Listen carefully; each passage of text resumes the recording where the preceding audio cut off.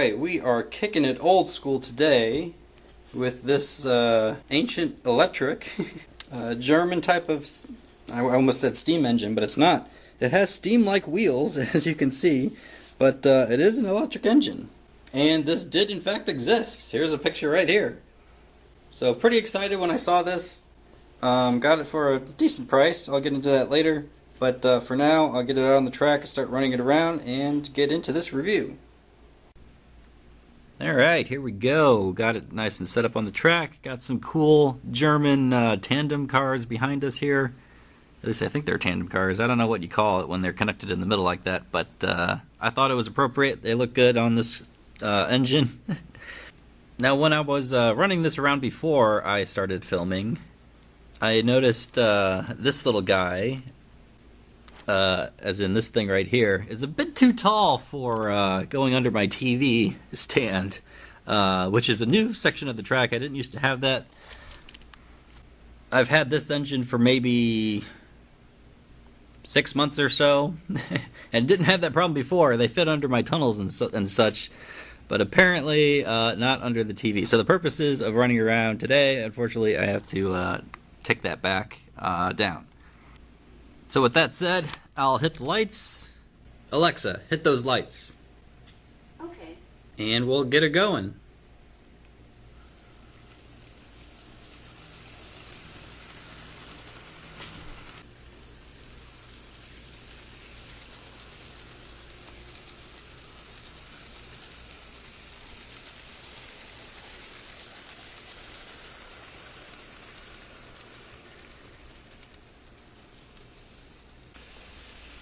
You can see it does have some lights, pretty faint though. They only come on at high speeds, I've noticed.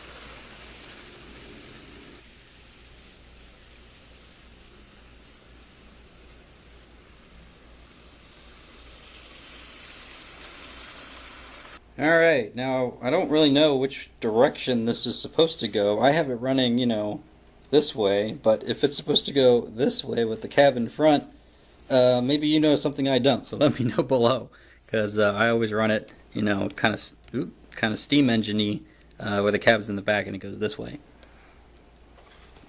Like I said, I do like this thing.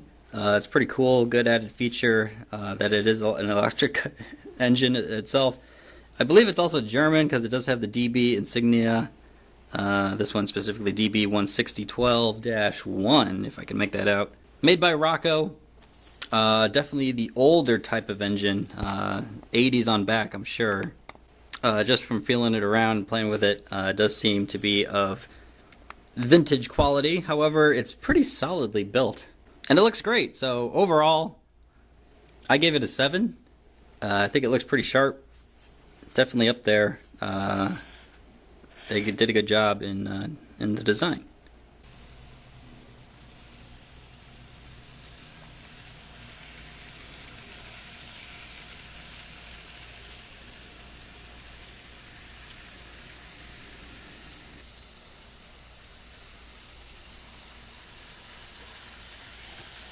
As I kind of alluded to earlier, the materials seem to be pretty good. It's an all-metal casing.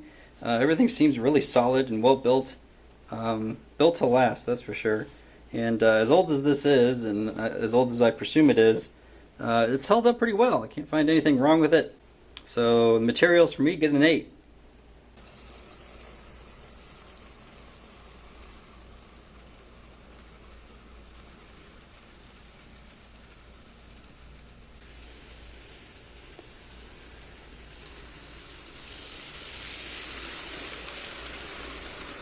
Uniqueness. I think this is pretty unique. Giving it a 9. Never really seen anything like it before, especially since, as in, it's an electric car, but it has steam-like wheels that chug along the track, which I do love a good steam engine, mainly because of the, you know, the wheel action, right? Gotta love that wheel action. So I have seen others with the same setup where it's electric to the wheel action. But this little red guy, I think, is fairly unique in that respect, from the overall look of it and what it is. So gave it a 9.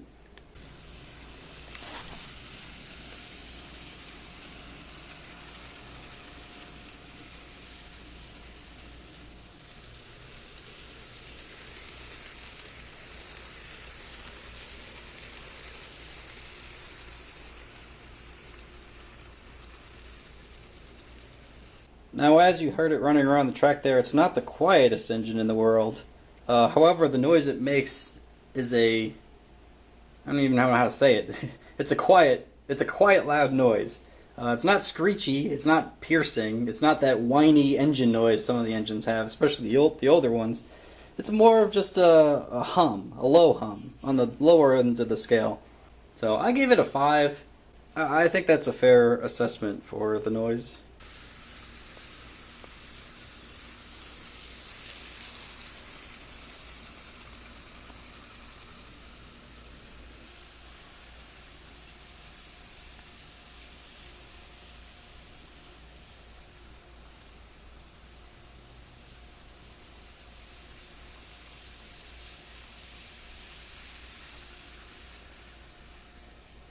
Power, this thing, even though it's an electric engine, it needs a lot of electricity to get going. It only starts moving about 60-ish% up the dial, and it doesn't really get to cruising speed until it gets to about 75-ish% along the way. So not the greatest power requirement in the world. Gave it a 3. I've seen worse for sure, but this one, you know, it needs a lot to get going there.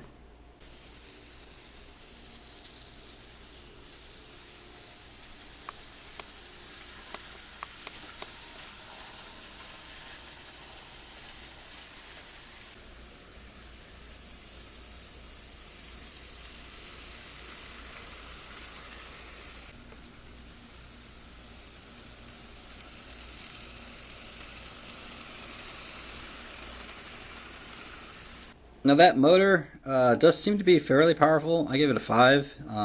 It can definitely pull some cars, but it probably can't pull a lot. And going up the hill, I've noticed it struggles sometimes and around corners. So motor isn't the powerfulest in the world, but it, like I said, it does the job. And for this little guy, you can't really expect much more.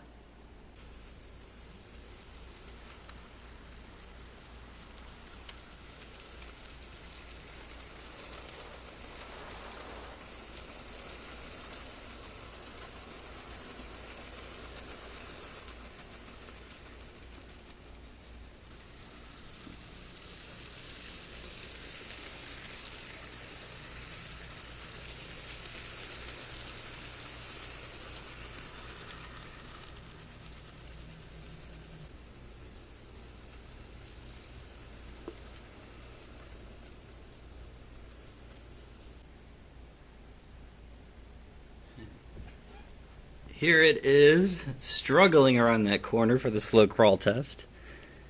Very jerky. It's even hard to gauge the speed of what it even goes at because it keeps starting and stopping at different points up on the dial. You can see it really hurts around the corners, and even when it's running at full speed, sometimes it stalls around corners and jerks around. But I mean, I don't think you can get much worse than this. It's trying. It's trying. Ah, yes. Yes. Keep going, little guy. Oh. Tap, tap. There you go. Chug that engine. So, I gave this a 1 for very obvious reasons. It's not good at all.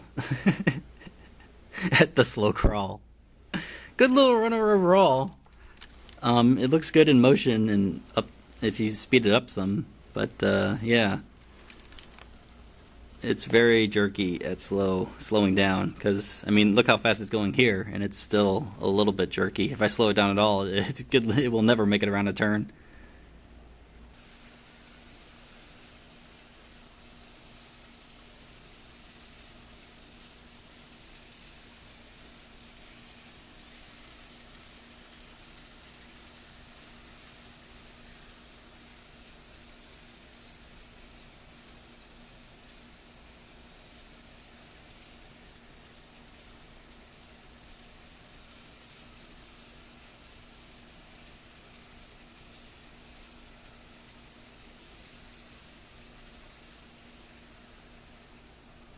No problems with derailment at all. Seems to stick to the tracks like glue.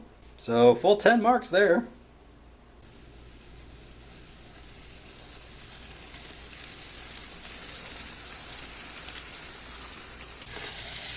Whoa. I have had my fair share of problems with this little guy. Nothing major, but it's just the cumulative effect of them all. For example, it's stalled here out on the ramp. Just got to give it a little tap, and it'll carry on. Happens every now and then. Apart from stalling out, of course, this little guy is way too tall, and I crashed it when I was just running it around earlier. I mean, that's my own fault. It's not really the fault of the engine, but it's a fault to my layout, which accounts for a problem. I also noticed it gets pretty hot when it's running around. When I picked it up after doing the run around there, it was fairly hot to touch, and it did start spewing out that 80s electric smell. You probably know what I'm talking about.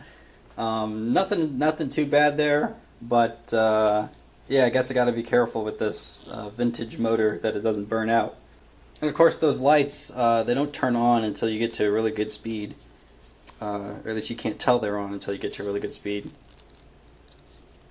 So, like I said, everything's kind of minor, but tally it all up, I'm giving it a 4 overall for the problems. Because while it is still a pretty good engine to have and run around with, you know, there's some downsides for sure. The stalling is probably the worst one because, you know, you got to go find it and get it going again.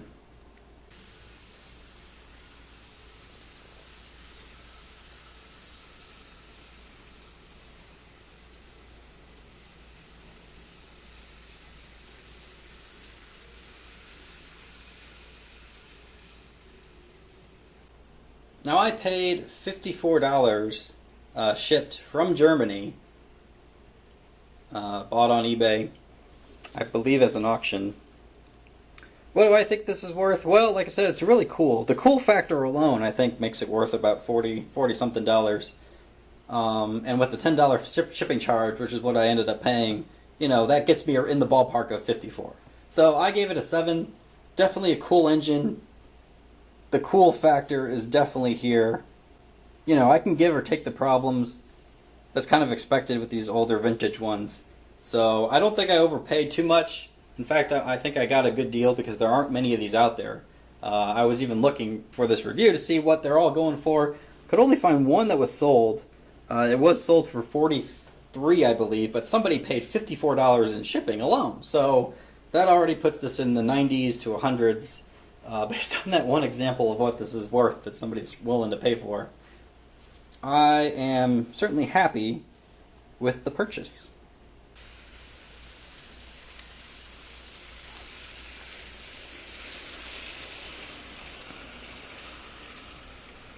Alrighty, you sum it all up, comes in at 59. Not the worst engine in the world by far, but definitely down on the list. This ranks it at 16 of 21 engines that I've reviewed so far. So that's kind of where it falls. Like I said, it's an overall 59, which the overall average is a 63 from what I've done so far. So not too bad, kind of in the middle of the pack, but on the lower end. As I said, pretty happy with it overall. Because it's a vintage, right? It's an older one. You're not going to expect too much from it, but it's exceeded my expectations because it is quite cool. So that kind of wraps up this one. A lot more to come. You can also let me know what you think below, and stay tuned for more.